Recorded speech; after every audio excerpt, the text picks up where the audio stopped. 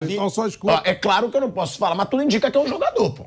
Deve ser um jogador insatisfeito com o treinador, porque da comissão técnica não é. Da diretoria, quem tá nos treinos é o Marcos Braz e às vezes o Landim, certo? Todos Landim quase não vai. Todos são suspeitos.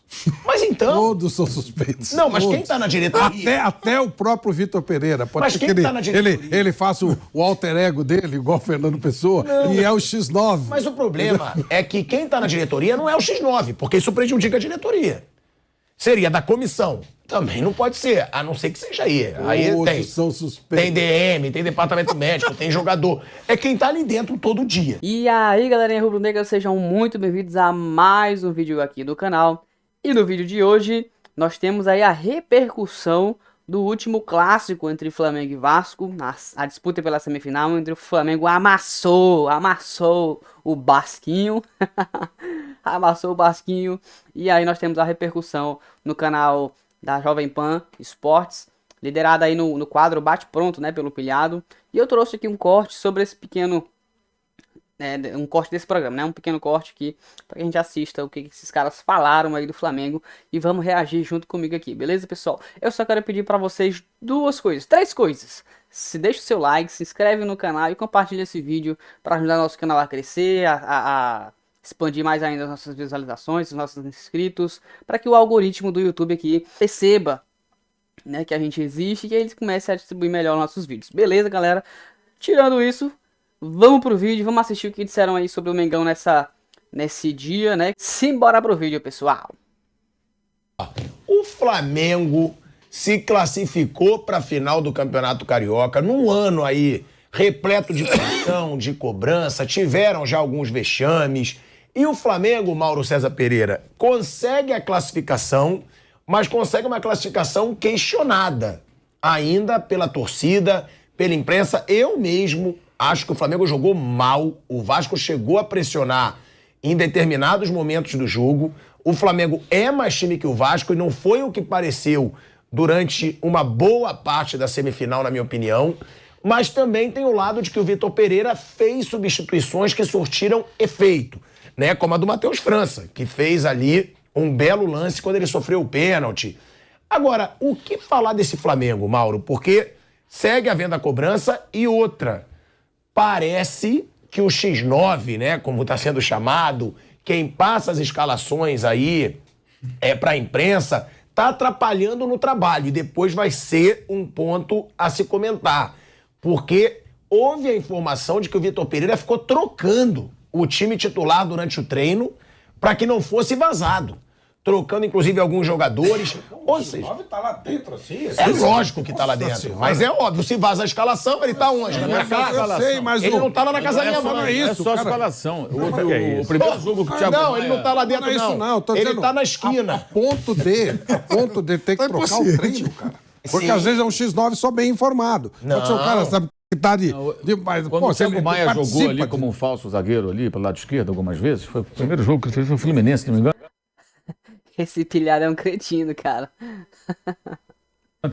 Até essa informação foi passada pelo tal Ele do X9. participa de treino. Ou é isso que seja, eu tô querendo Não era dizer. só o nome, Flávio, era a posição. porque às vezes, Flávio, mas tudo o indica... posicionamento tático do jogador. Quer dizer, isso aí é alguém que tá vendo treino. É por isso que eu tô participando do falando. treino. Às vezes o X9 é só Ou um tá cara que vendo fica, treino. Flávio, tudo fica no indica que o vestiário, X9 então só escuta. É claro que eu não posso falar, mas tudo indica que é um jogador, pô. Deve ser um jogador insatisfeito com o treinador, porque da comissão técnica não é. Da diretoria, quem tá nos treinos é o Marcos Braz e às vezes o Landim, certo? Todos são Landim quase não suspeitos. vai. Todos são É. suspeitos. Mas então... Todos são suspeitos. Não, mas Todos. quem tá na diretoria... Até o próprio Vitor Pereira. Pode Mas ser quem que tá na diretoria? ele faça o alter ego dele, igual o Fernando Pessoa, e é o X9. Mas o problema é que quem tá na diretoria não é o X9, porque isso prejudica a diretoria. Seria da comissão. Também não pode ser, a não ser que seja aí. Aí Todos tem. são suspeitos. Tem DM, tem departamento médico, tem jogador. É quem tá ali dentro todo dia. Não, o curioso, sem brincadeira, eu fiz essa pergunta, porque tipo, o X9 pode ser um cara que trabalha no vestiário, sei lá. Mas quando você fala que até muda treino, o cara participa dos treinos, o cara tá no treino. É um X9 bem enfiado mesmo. Sim. Ele não é um espião, ele faz parte do negócio. Isso, querendo ou não, atrapalha. É óbvio que isso atrapalha no trabalho do treinador. Agora, primeiro falando sobre o jogo, né? Pra depois a gente entrar nesse assunto do X9, que realmente é impressionante o treinador ter que mudar treino pra não vazar pra imprensa. Te decepcionou também, Mauro, o Flamengo? Mais uma atuação que não foi? Ou não? Você achou boa, classificou? Não, eu achei a pior atuação desde o Mundial da FIFA. Acho que foi o pior jogo. Mas teve jogos também que o Flamengo jogou melhor e mereceu a melhor sorte e acabou dançando, né? O jogo do Del Valle no Maracanã, no primeiro tempo o Flamengo jogou com volume para fazer pelo menos 2 gols. Não fez os gols, foi marcar um gol nos acréscimos, perdeu nos pênaltis. E tudo que realizou no primeiro tempo, e foi um jogo em que o time foi montado pelo técnico para enfrentar aquele adversário com mudanças profundas na forma de jogar. E funcionou. Só não funcionou botar a bola dentro do gol, mas aí não é o técnico que põe dentro do gol. As jogadas foram criadas, os 2 laterais jogaram como ala, foi quando ele mudou o sistema de jogo, tiveram chance, criaram situações e bolas nas traves e tudo mais. E o time não conseguiu o resultado. Contra o Fluminense, o Flamengo fez o primeiro tempo muito bom. O Fluminense teve dificuldades enormes. No segundo tempo, melhor o Fluminense, mas no conjunto da partida, eu achei que o Flamengo teve mais domínio, mais imposição do que o contrário.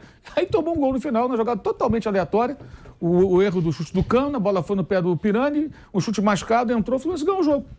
Porque o Flamengo, quando teve chance, até teve um gol anulado. Acho até que bem anulado o gol do Gabriel, lá naquela disputa do Matheus França com o André, que agora está na seleção brasileira, né? Então hoje foi ao contrário, o time não jogou bem, mas teve mais sorte, porque venceu o jogo. Não achei também a atuação do Vasco essa maravilha que eu estou vendo as pessoas falando. Acho que o Vasco ele saiu para o jogo porque ele estava desesperado, ele precisava vencer e vinha de uma eliminação vergonhosa para o ABC dentro de casa. Então o Vasco se lançou ao ataque, criou situações. O Flamengo tem fragilidades defensivas. Esse trio de zagueiros tem sido trocado com muita frequência, então os jogadores também não têm muito conjunto. Ontem o Rodrigo Caio jogou mais centralizado, aí jogou o Davi Luiz, que voltou ao time, o Pablo estava machucado. Então, acho que ainda não deu ali uma consistência que ele está tentando encontrar, mas libera os jogadores que atuam pelos lados. O Cebolinha foi uma experiência ruim, muita gente está criticando, mas eu pergunto, quem seria escalado na lateral direita? Não tinha ninguém. O Varela não tinha condição de jogar a partida inteira, voltando de lesão. O Mateuzinho quebrou a perna. O Wesley, que é um jogador da base, também voltando de lesão, você não vai botar o garoto nesse jogo, né? Aí faz um jogo em cima do moleque ali, sai um gol, o moleque já fica amaldiçoado, a torcida pegando no pé. Ainda mais voltando de contusão. Então ele tinha que improvisar alguém. Aí ele improvisou o quê? Um jogador que atuava na ala esquerda, já jogou boas partidas por ali, na ala direita. Não deu certo. Não significa que nunca vai dar certo, talvez ele nunca seja mais colocado ali, pode até insistir um dia funcionar. Mas ontem foi mal o Cebolinha. Acabou não funcionando. E algumas atuações individuais muito ruins, né? Eu não gostei da atuação do Rodrigo Caio, do Davi Luiz, achei ruim a atuação. A do Gerson foi medonha. O Gabigol fez uma partida pífia. O Gabigol perdeu um gol que o Pedro tocou para ele na perna esquerda e ele caiu sozinho, chutou um peteleco. Errou um passe no começo do jogo que armou um ataque do Vasco e aí o Davi Luiz teve que fazer uma falta no PEC, tomou cartão logo com poucos minutos. Foi um erro do Gabriel lá na frente. Errou passes fáceis, não deu sequência de jogadas. Quando teve chance não aproveitou. Foi uma atuação muito ruim do Gabriel. Os destaques do Flamengo para mim foram o Fabrício Bruno, muito bem, excelente.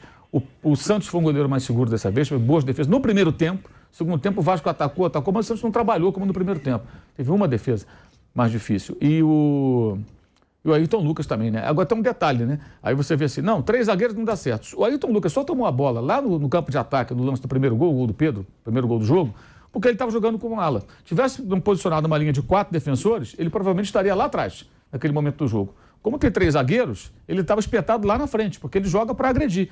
E ele está muito bem fisicamente, né? Um dos jogadores que está no melhor É um dos principais jogadores do Flamengo. Ele toma a bola e começa a jogada, né? E aí o Pedro chuta, a bola desvia no Jair, no pé, e acaba indo para dentro do gol. Então eu achei que foi o pior jogo do Flamengo, mas venceu. E aí é muito curioso, porque acho que as críticas à atuação são absolutamente pertinentes.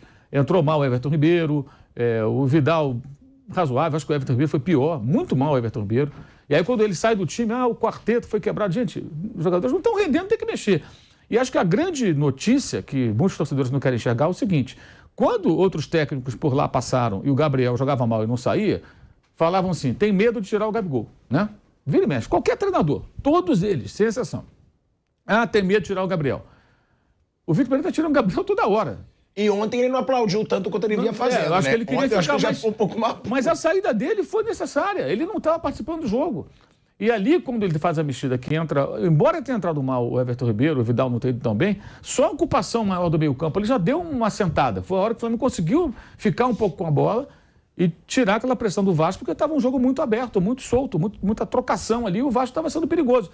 E o Vasco não jogava de forma muito organizada, mas ia no embalo, tinha que tentar alguma coisa. E tentava, do jeito que era possível. E estava muito perto de fazer um segundo gol naquele momento. Ali dá uma acalmada. Aí vem a saída do Arrascaeta, que se arrastava em campo. Até na coletiva depois o técnico falou, explicou, já se sabia isso, mas ele reforçou. Foi uma das únicas respostas que ele que ele prolongou um pouco, né? Ele estava bem curto e grosso. Que ele explicou que já se sabia que essa notícia circulou durante a semana, que ele voltou a sentir problema no pubis.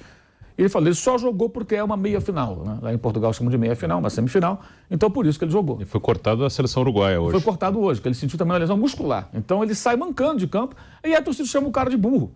E ele bota o Matheus França, que tem entrado muito bem e é um jogador que ele está recuperando. O Matheus França, eu falei já isso aqui antes, ele é muito bom, é muito talentoso, muito promissor. Já teve proposta de 20 milhões de euros, sei lá, do Newcastle. O Flamengo não quis vender. Mas acho que ele deu uma deslumbrada. Em campo você percebia um certo ar blasé em certas jogadas e tudo. Aí ele perdeu espaço. O Matheus Gonçalves, que é mais novo que ele, começou a jogar. E o que eu soube é que foi uma conversa com o jogador. Eu falei, cara, você tem que treinar, se dedicar e tudo para ganhar teu espaço. E o moleque parece que entendeu, renovou até o contrato recentemente. Você vê como ele jogou contra o Fluminense. Ele saiu de campo, depois de um jogo intenso. Ele que rouba a bola do André, no gol anulado, e ele rouba a bola ontem do Rodrigo, que estava ganhando todas do Arrascaeta no físico. O Arrascaeta não conseguia disputar uma bola com todo o seu talento. Não adianta você ter... Eu sempre digo o seguinte... Jogou bem o Rodrigo do Vasco. Jogou bem até aquele momento. Que aí vem o Matheus França, ganha dele no corpo a corpo, que também é forte, descansado, arranca para o gol, sofre o pênalti, o Flamengo faz o segundo gol. Então a mexida foi fundamental. E as mexidas anteriores, mesmo entrando mal os jogadores, deram uma acalmada, que o Flamengo ocupou mais o meio campo, conseguiu ficar um pouquinho mais com a bola, porque o jogo estava assim, perde e ganha muito grande, o Gerson, um desastre. Teve uma jogada que o Gerson errou, assim, bizonha, que o Aguinaldo recuperou a bola, arrancou e foi sofrer a falta perto da área e ele foi reclamando. Assim, a atuação do Gerson foi uma coisa assim, pavorosa. E ele também saiu substituído. Então, ontem o que a gente viu foi assim, a torcida, em algum momento, parte da torcida, pegar no pé do técnico e tirou um jogador que não tinha condições. E isso também vai muito em função de uma crendice que alguns defendem, que é assim, não pode tirar o craque do time porque ele pode decidir a qualquer momento. Só que... Eu sou um desses com o Gabigol. O craque... Às vezes eu penso, o Gabigol sempre acha um gol. Nem sempre ele acha um gol. Aliás, ele não faz gol há vários jogos. Diga-se de passagem. Não, sim, né? Mas com o Gabigol eu penso, porque sempre é um vários jogos grande no Flamengo. Mas isso é crendice. Sim. Então, tudo bem, ele fez lá em Lima, mas não quer dizer que ele toda vez vai fazer. E às vezes há situações no jogo que você tem que abrir mão, no caso de um atacante, para você ocupar o outro setor do campo e tentar equilibrar as ações. E foi o que ele fez ali. E tirar o Pedro ou o Gabriel. Tinha que tirar um dos dois. Não podia ser o Pedro ontem. O Pedro jogava bem. Então tirou o Gabriel. Pronto, acabou. Não tem problema nenhum. Amanhã ele pode voltar e vai jogar muito bem. Isso são circunstâncias do jogo. E essa crendice de que o craque do time, o artilheiro, não pode sair, pode resolver a qualquer momento, é uma crendice, porque estatisticamente, se você pesquisar, você vai ver que o jogador, quando está mal, especialmente quando está mal fisicamente, dificilmente ele decide jogo algum. O cara, quando está capengando, a chance maior é ele não fazer nada. São 6 jogos sem fazer gol. Não, exato. Desde o Volta Redonda que ele não consegue fazer um gol. Ele fez 2, perdeu um pênalti, que é coisa rara, fez 2 gols, depois não marcou mais nenhum gol. E teve oportunidades. Em vários jogos. Ontem teve mais uma que ele chutou mal, caiu sozinho. Significa que o Gabriel não serve? Não. Ninguém está discutindo a qualidade dele, mas o momento não era bom. Então eu achei que foi um jogo ruim do Flamengo, bem ruim.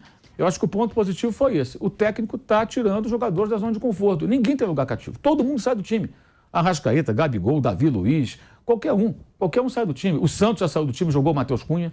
E isso é importante. É importante, desde que ele tenha sempre respaldo. E que os jogadores entendam que não está bem e vai sair. Ele fez isso no Corinthians também. Alguns, inclusive, não gostam dele, talvez por isso. Porque ele colocava os miúdos para jogar. E foi necessário, em vários momentos no Corinthians, de estar colocando os miúdos do Flamengo também.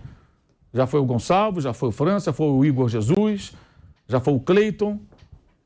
Amanhã vai ser o Wesley, vai acabar entrando também na lateral direita, que vai precisar. O Mateuzão. O próprio Mateuzão já entrou, quer dizer, ele põe os garotos para jogar. E tem que colocar realmente, o Flamengo tem que dar uma oxigenada e tirar jogadores da zona de conforto. O Paulo Souza fez isso de uma forma um pouco atabalhoada, digamos assim, não funcionou. O Dorival, ele foi mais na conciliação, mas não dá para ser assim eternamente, entendeu? O jogador tem que... Não está bem, tem que sair, cara, não tem jeito. E ontem o Flamengo ganhou o jogo, e ganhou, queira ou não, depois das mexidas que ele fez. Ele escalou mal, o time jogou mal, tudo isso é verdade, realmente não funcionou o Cebolinha, concordo. Mas durante o jogo ele fez mexidas boas. E ontem um ponto que eu achei bem legal foi O comportamento da torcida antes do gol, a torcida gritando e apoiando muito antes do gol, o que gerou uma reação. Quando o Vasco era melhor. Da torcida do Vasco, foi bem bacana, lembrando o velho Maracanã, né, de outros tempos, né? E isso eu achei bem importante, quer dizer, tem a Flávia Mimi ali enchendo o saco, vaiando o tempo todo, chamando o time de sem vergonha instantes antes de fazer o gol da vitória contra o Del Valle, quer dizer, um time sem vergonha faz um gol em 50 minutos. É o único time sem vergonha que faz gol da vitória aos 50 minutos, né? Mas houve isso naquele jogo contra o Del Valle. E ontem as vaias injustas, porque o jogador era visível, gente. O Arrascaeta saiu mancando. O cara tá no Maracanã, não tá vendo que o atleta tá sendo mancando, que ele não tá tirando o Arrascaeta porque ele é maluco. Ele só colocou o cara para jogar porque ele é muito bom. Ainda falou, ele só jogou porque era um jogo semifinal. De pubis, né? Exato, aí voltou o problema do pubis e tinha uma lesão muscular. E foi cortado hoje da seleção do Uruguai. O que eu acho que foi a grande notícia do Flamengo, porque pode fazer um tratamento com ele agora durante 2 semanas, né? E se ele fosse para o Uruguai, de repente até joga. Porque as seleções são assim, né? Inclusive a do Brasil. Quando quer colocar o jogador, tal, coloca e não quer nem saber. Não quer nem saber. É isso aí, galerinha, que a gente tem por hoje. Fala pra mim, o que você achou desses comentários, da atitude desses comentaristas, das opiniões do Mauro César, do Bruno Prado, do Flávio Prado, do Piperno, do próprio Pilhado, em relação ao rendimento do clube, do jogo da final. Eu não assisti o jogo ao vivo, assisti depois, né, a reprise, então eu não vi que foi esse desastre todo que a imprensa pintou aqui hoje nesse vídeo. Eu não acredito, né, não acredito não, eu não vi esse desastre todo. Na verdade, eu vi um time muito aguerrido, com força de vontade de ganhar o jogo. Eu assisti com minha esposa e ela até comentou comigo: meu Deus, o Flamengo tá correndo hoje, olha. Enfim, eu não vi esse time ruim, assim como eles pintaram, né? Pelo contrário, eu vi um time aguerrido, com vontade de ganhar. Era um clássico. O Maracanã tava com um ambiente, uma atmosfera incrível que há muito tempo a gente não via, né? Principalmente nos clássicos contra o Vasco. E o time lutou, tentou até o final e, consequentemente, por ser melhor, a bola entrou dessa vez. Saíram os gols, né? Enfim, tá? Então é isso. Deixe nos comentários aí a sua opinião. Não se esquece de deixar o seu like, de ativar o sininho das notificações, se inscrever no canal primeiro, né? E compartilhar esse vídeo com seus amigos, galera. Viu? Então é isso por hoje. Valeu, beleza? Tamo junto. Até o próximo vídeo.